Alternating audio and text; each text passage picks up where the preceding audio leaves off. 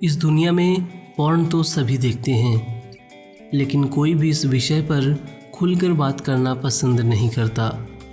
जहाँ कई देशों में पॉर्न देखना वैध है, वहीं कई देशों में अवैध भी। हालांकि उन देशों में जहाँ पॉर्न अवैध है, वहाँ पर भी लोग इसे देखने की व्यवस्था कहीं न कहीं से कर ही लेते हैं। वैसे तो इस पॉर्न इंडस्ट्री के बारे में आपने बहुत सी अजब गजब बातें सुनी होगी, जैसे कि महिलाएं पैसे या ऐशो आराम के लिए इस पॉर्न इंडस्ट्री में कदम रखती हैं या फिर उन्हें इस काम को करने में मज़ा आता है। लेकिन आप ये जानकर दंग रह जाएंगे कि इस पॉर्न इंडस्ट्री की वास्तविकता इससे कहीं अलग है।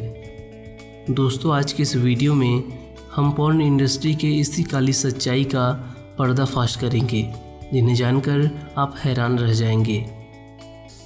बाहर से चकाचौंध करने वाली ये पॉर्न इंडस्ट्री अंदर से किसी काली रात की तरह मालूम होती है, जहाँ कुछ लड़कियाँ अपनी मर्जी से इस भयानक काली रात का सफ़र करती हैं, तो वहीं कुछ महिलाएं इस भयानक काली रात का सफ़र करने के लिए ज़बरदस्ती धकेल दिए जाते हैं। इस इंडस्ट्री के बारे में अटपटी सी लगने वाली ये बात बिल्कुल सच है, जिन्हें बहुत से लोग नहीं जानते और न ही जानना पसंद करते हैं।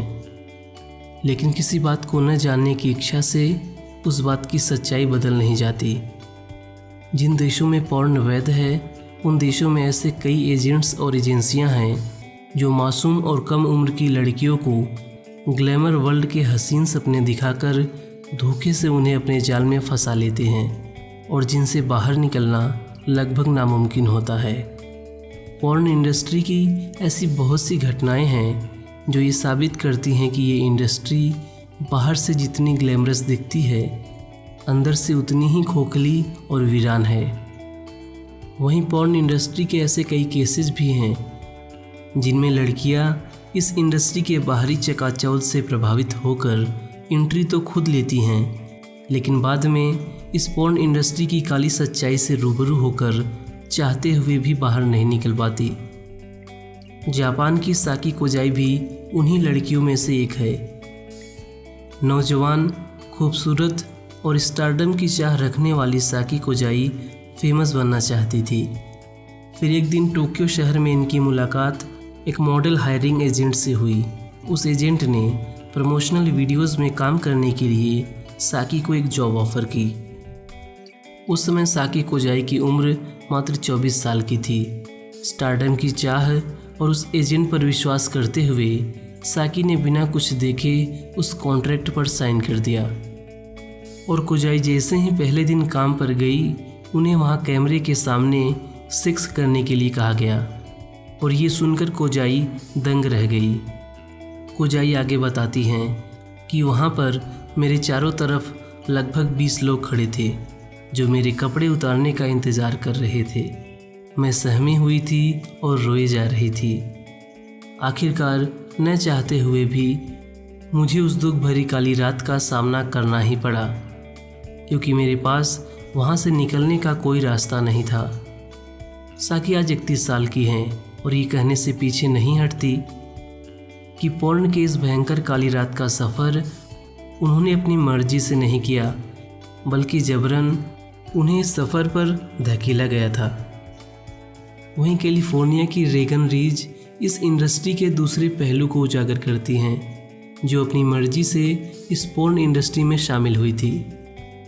रेगन अपने पहले दुखद एक्सपीरियंस के बारे में बताते हुए कहती हैं कि वो मेरी पहली रात थी।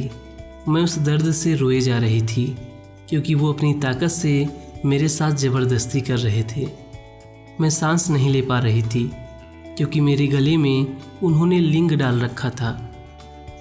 मैं दुखी थी और उनसे कैमरा बंद करने की गुहार लगा रही थी, लेकिन उन्होंने मेरी एक ना सुनी और फिल्म शूट करते रहे।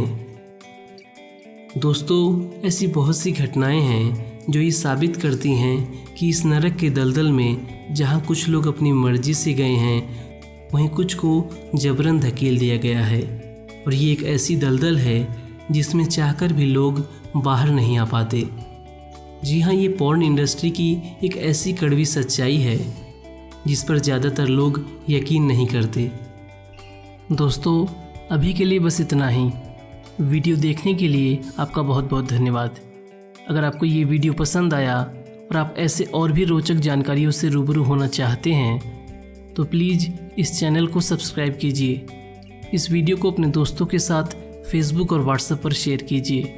अगर इस वीडियो के बारे में आपका कोई भी राय या सुझाव है तो उसे नीचे कमेंट बॉक्स में लिखना ना भूलें। मैं मिलता हूँ आपको अगले वीडियो में। तब तक के लिए bye bye and take care.